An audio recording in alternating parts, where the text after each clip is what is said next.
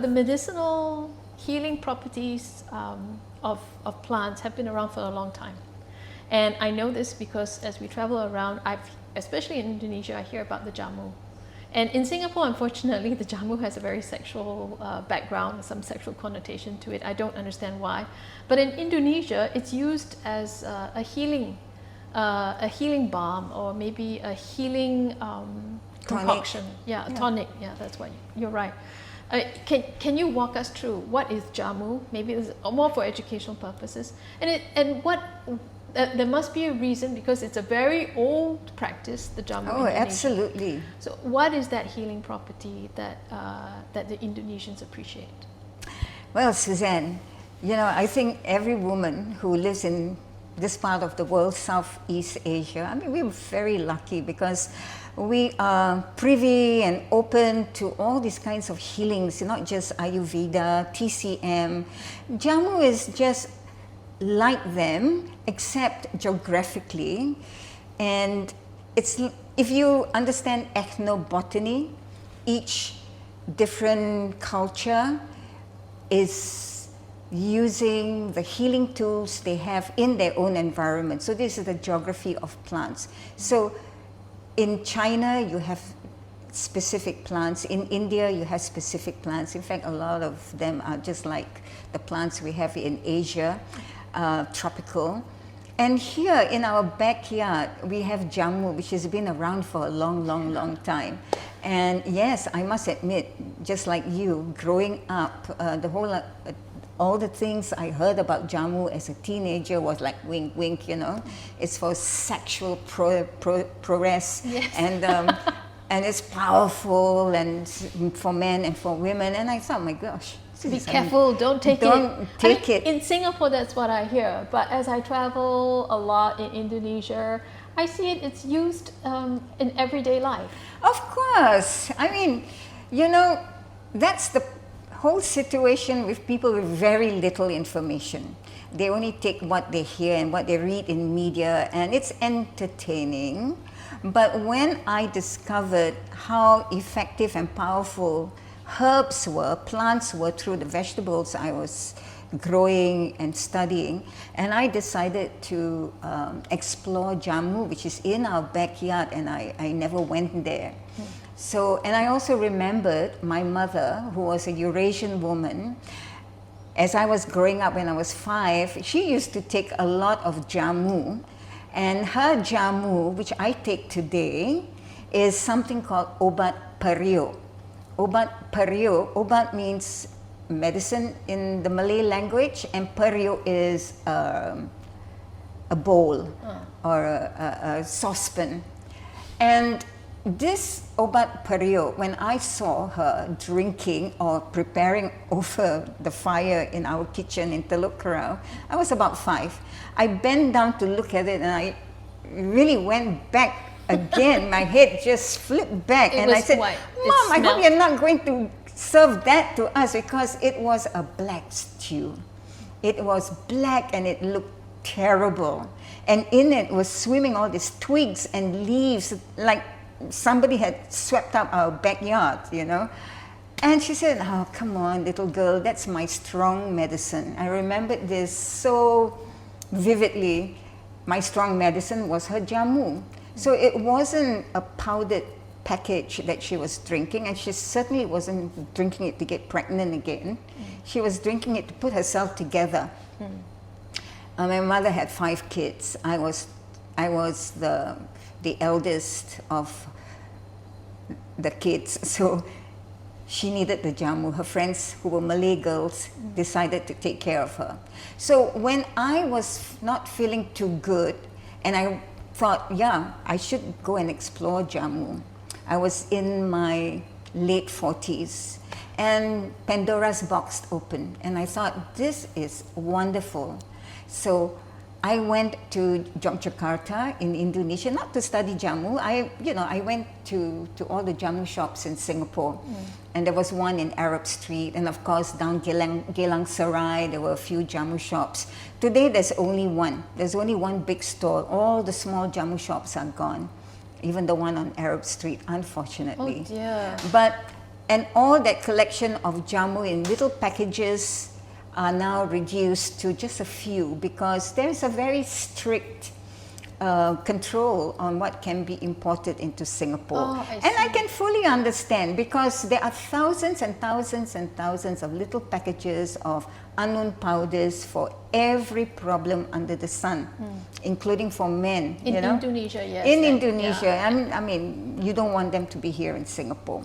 But a lot of them are very entertaining because just the pictures on the packages alone tells you what the tonic is going to be like if you put it into a glass and put some water in and stir it up and you drink it and you're going to be, you know, Wonder Woman the next day.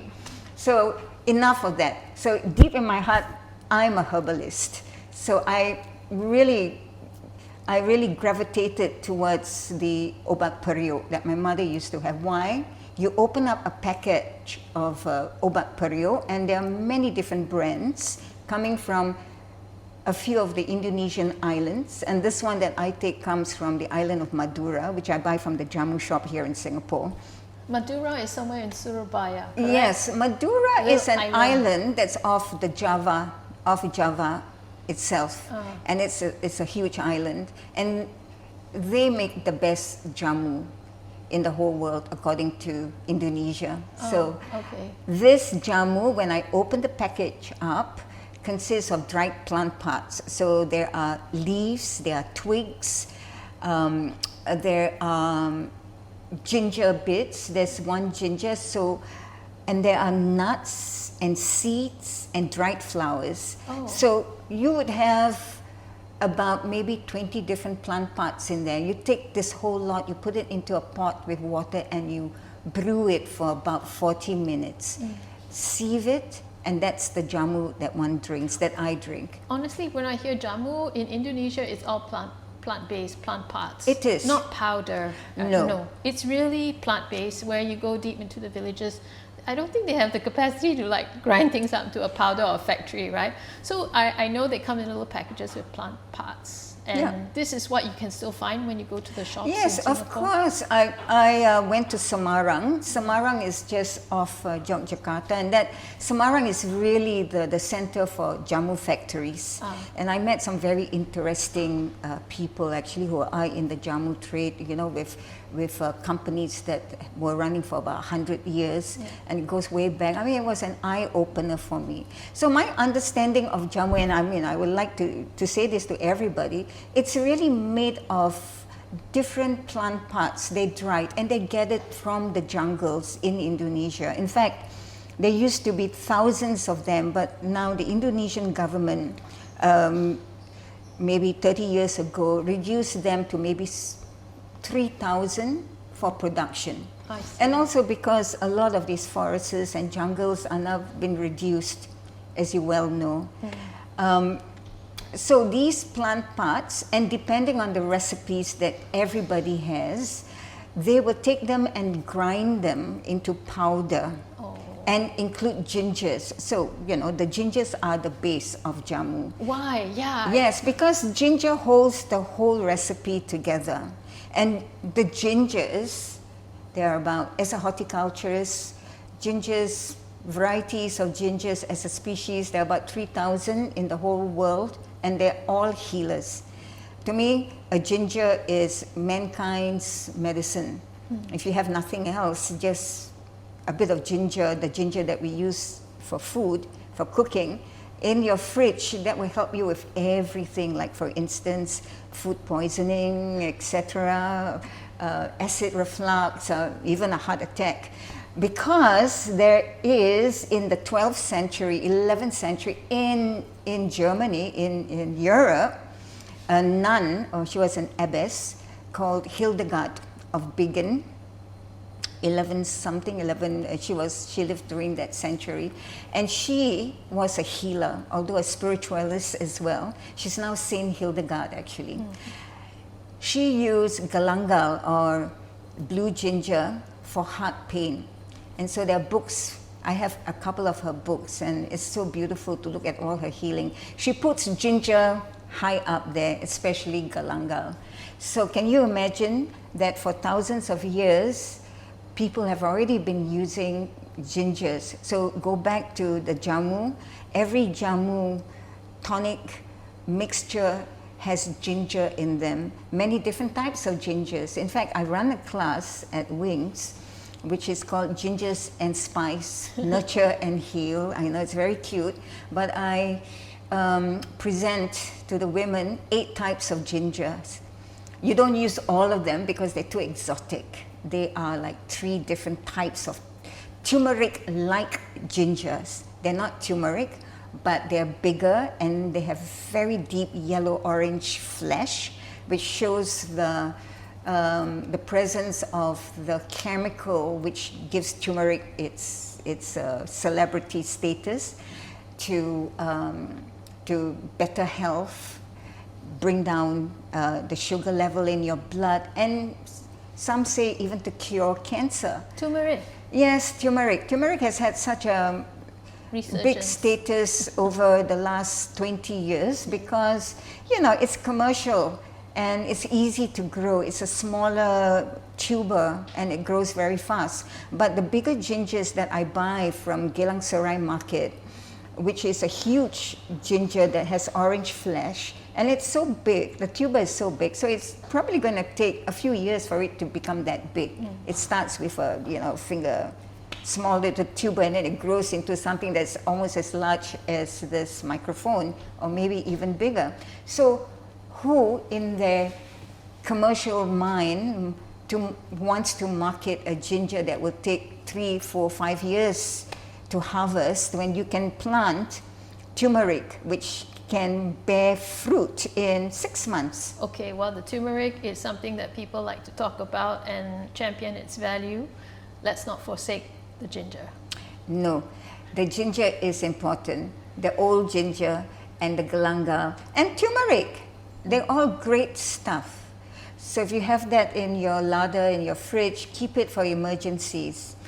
And going back this to is your mom taking yes. the jamu, So, how did it affect her body? How did it help her? my mom was a very feisty woman, I must say, and she always kept herself slim. She never put on weight. She never became bloaty because I think it's because of the jamu. You know why? So let's look at jamu, because it's just, to me, right now, if I talk about jamu, jamu is a collection of very bitter plants. The leaves are bitter. There's a lot of wood in there as well. So there's sweet wood and there's bitter wood, all from trees. And wood is a good medicine. It's also from Ayurveda and Chinese medicine that they use a lot of wood. Bitterness just enlivens the body. It kills a lot of pathogens like bad bacteria, worms, parasites, you know, and great colonies of all these tenants that we have. Or are we the tenant? I don't know. Because we have trillions and trillions of pathogens in our systems which cause disease. So when you drink something bitter and something that is stimulating like ginger, and it's hot and bitter as well, that kills the pathogens, that makes your blood a lot more alkaline than acidic, and it brings down the fat, it brings down the bloat, the mucus in one's body, so you don't feel like you bloated out. So she was that way for a long time until she moved to Australia, and I noticed that when she was in Australia, she never took her jamu anymore. She kind of forgot all about it. And my mother wasn't too health conscious. I mean, she only lived by the graces of her Malay friends who took care of her while they were close to her. But once she lost touch with them, she lost touch with the whole culture of jamu. So when she went to live in Australia, when she remarried again, she was more used to pills, and she had high cholesterol, she had diabetes, so she was on high medication. It was frightening to watch. And then one day in her early, I guess it was in her 70s, early 70s or late 60s, she had a heart attack. You know, it was shocking. And that was more medication. So I watched her kind of spiraling down because the next few years, she just descended into dementia and Alzheimer's. And it's very hard to say whether this is genetic or whether it was because of all the drugs that she was consuming, called pills, that they were supposed to heal her, help her with her symptoms. But I think it was because she didn't have enough of that green matter and that chlorophyll and that bitterness, that medicines in her blood. Yeah, she just didn't take care of herself. I just want to share with you something a chef told me, and he actually was Damon De Silva, and I was talking to him about his cooking, and he said like, okay, what's the 4 classic flavors, right? So I was like sweet, sour, and You forgot bitter. bitterness. And he said bitterness is one of the 4 major flavors in cooking. And a lot of people now focus on sugars and sweetness, but sweetness is the least valuable flavor in the whole approach when concocting a dish. He said bitterness is necessary in cooking. Yeah, that's a wise man.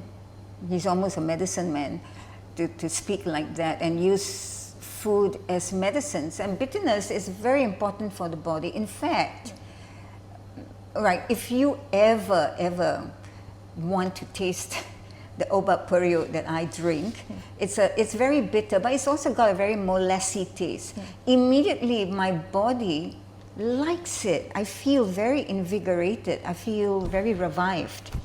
And you know, it's so different from taking something sweet, for instance. It's just very reviving, that bitterness. Yeah, I mean, the old age saying that your mother said, you know, always take your bitter medicines because it's good for you. And so, but bitter plants put together, like bitter herbs, even parsley, or there are some Malay-inspired ulams, which are herbs, really, culinary herbs, but they're medicinal, like ulam raja. It's a beautiful plant that we don't see very much growing in people's gardens. Back in the 50s and 60s when I was growing up, we used to have that in our gardens, but not anymore. If you need those plants, you'll have to go to Geylang Serai Market.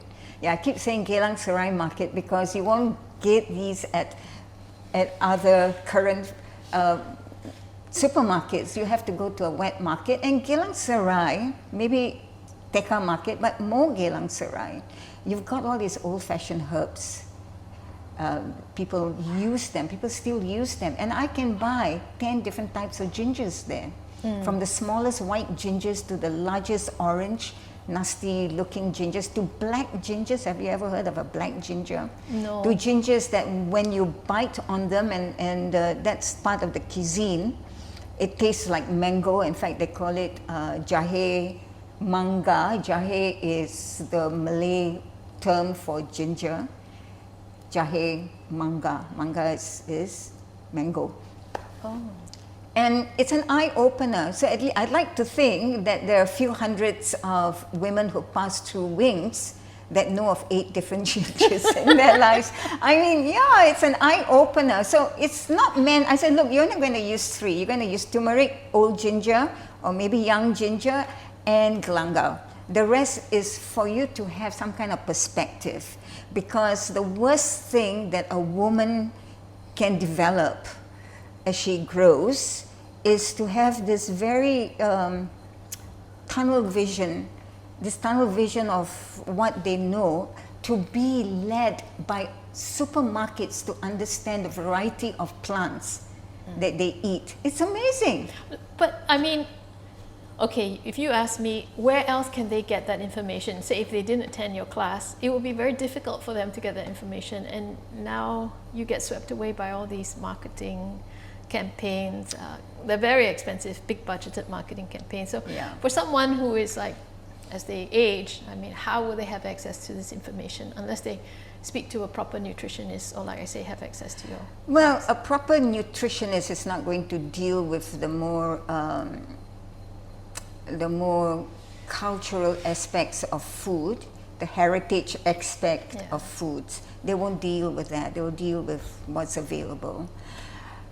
I think what's sad is that with the demise of wet markets, I mean, there's still wet markets around.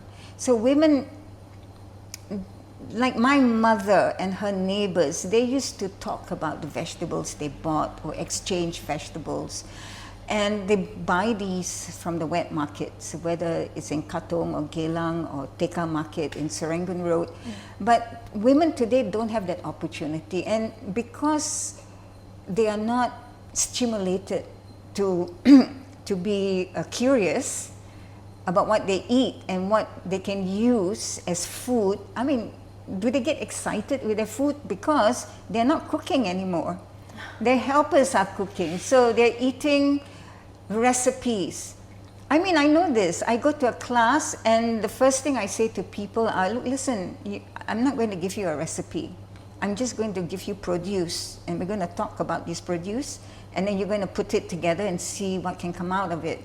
You're going to be the creator. But I'm not going to give you recipes. I'm not going to make this salad and that salad. It doesn't exist. They still ask for it. In fact, the organization will insist I give them recipes because people are now so glued onto that.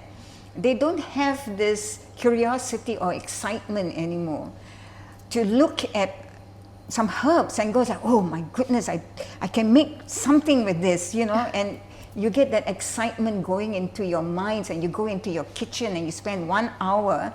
I do that. As a relaxation, I'm in my kitchen developing recipes. Yeah, I mean, of course, there are recipes I put together not because I thought of the recipes, because I've been confronted by 3 plants, once a herb, once a vegetable, and another is a whole bunch of legumes, and I'm getting excited and thinking, now what can I pair this with? Some coconut flakes and maybe some of that herb and... Yeah, you have to tell me how to start. Okay, because Ajuntha, I can tell you, after I spoke to Chef Damien, I was like, oh, he's right. We are just so focused on sugar. Then I was thinking, but how do I cook up the bitterness?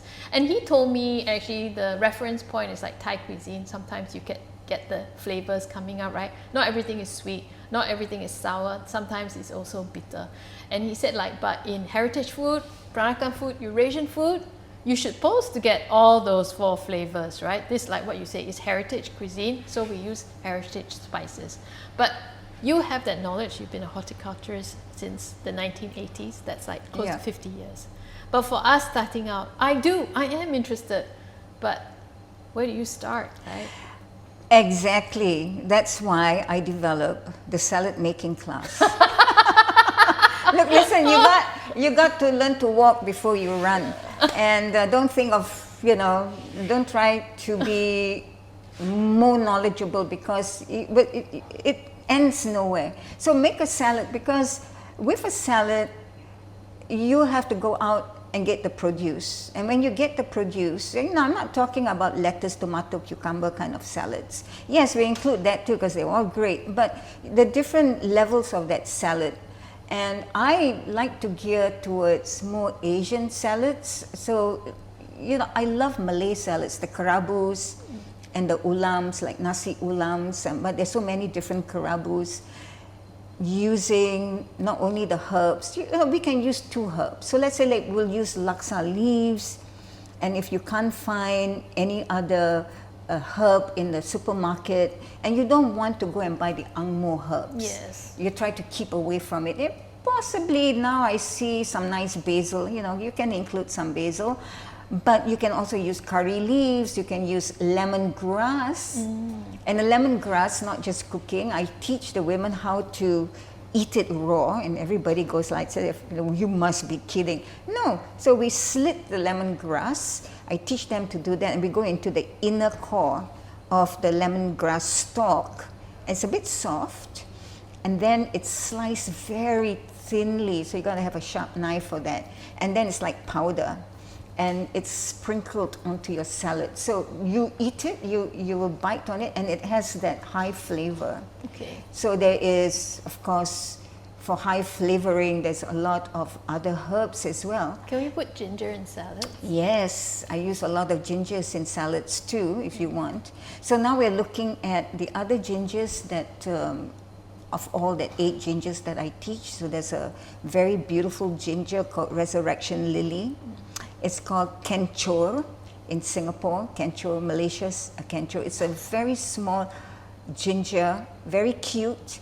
Even the foliage is kind of stubby and small, and it will look very nice on your coffee table. And that white ginger, although it's white and sweet, it looks very fairy-like, is actually very hot. And it's a very favorite ginger, kencur, in Indonesia, in central Java. Young people love it. They love the juice. They mix it with rice flour. Yes, a very alkaline, powdery rice flour. Just the water is like milky. Mix it with water. Palm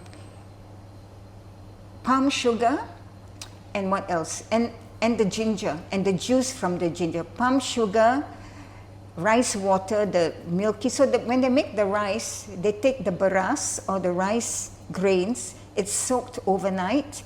And then the next day it's pounded or ground, and it becomes a very chalky consistency. I think I've had it in Samarang. Yeah, and then it's mixed with water, and that water is put into this concoction, which is called beras kencur, beras kencur. And the sweetness comes from the palm sugar, delicious, and tamarind. So you have that sourness from tamarind, the sweetness, and the alkalinity from the beras water. The milky beras water, and it's a lovely drink. And the heat of that ginger juice. So it's all these 4 different parts combined, and it works like magic. It works like alchemy in your system. So let's say you had this stomach cramps. Yes, like terrible food poisoning. Or due to a lot of acidity, you know, your whole being is very acidic actually, and there's pain. So the heat from that ginger will relax your muscles, so that does away with the pain. Because most gingers, and especially this one, and galangal, this is actually called a lesser galangal, scientifically. They are painkillers. So it relaxes your muscles and sends the message to your brains through your glands that the pain is gone. And then the alkaline from the rice and the acidity from the tamarind cancels each other, becomes very neutral. So it's just the heat and the neutrality of all that. It just relaxes your whole abdomen, your whole gut, and it kills the pathogens, most of it. And you relax instantly. So it's a nice drink, but it's also a great healer. And it works within a minute of drinking. That's how powerful this little ginger is. So I'm introducing this ginger into the Singapore salad, so to speak, not because it's not unknown in Malay food and in Indonesian food and in Malaysian food that they use a bit of the kencur in their salads too. Okay. Because no one actually in Singapore puts ginger in a salad, correct? So you're using it. No, they don't. How about ginger flower, like the rojak flower? That's, that as far as they go, putting ginger in their food. In our rojak, in laksa. Yes. Now, that ginger flower comes from a wild ginger. Remember I said there are like thousands of different species and varieties of ginger. That comes from a wild ginger. But the gingers, the tubers themselves, depending on their different levels of heat and bitterness, can be eaten and put in the ginger and put in a salad. So like that ginger, the mango ginger, that can easily be sliced up and put in a salad, and no one will know the difference. They'll be wondering, where did this vegetable come from? It's crunchy, it's delicious, it gives a bit of heat and a bit of surprise. I use a lot of young ginger in my salads. That's available here. So I try to use things that are available that the women can buy in the supermarkets, not even the wet markets. Whatever is in the supermarkets, in fact, as a general rule, I have a class tomorrow. I have 21 women. So I just go to a supermarket. I buy everything I can get at the supermarket, including the herbs and the gingers, because that's where you're going, honey. I don't expect you to go to Geylang Serai, although I recommend highly. I give them the address to go there and explore, and buy all those 8 gingers if they want to from a stall that I go to. Actually, for I'm years. tempted to do that. I know back in the day when we were growing up, our parents used to go to the wet market, and the storekeepers were very knowledgeable as well. They will even tell you what the vegetable can do for you and how Exactly. to cook it, actually. I remember my mom would ask them, how do you cook this? And like the storekeeper would explain, best eaten this way, or fried, or you can just eat raw. I mean, are they still like that? I'm sorry, I don't go to the wet markets anymore. If you engage them in conversation and you ask them, there's a couple of them that do it. Not all of them will do it, because a lot of the stalls these days are run by very young people. They've taken over from their, from their parents or uncles.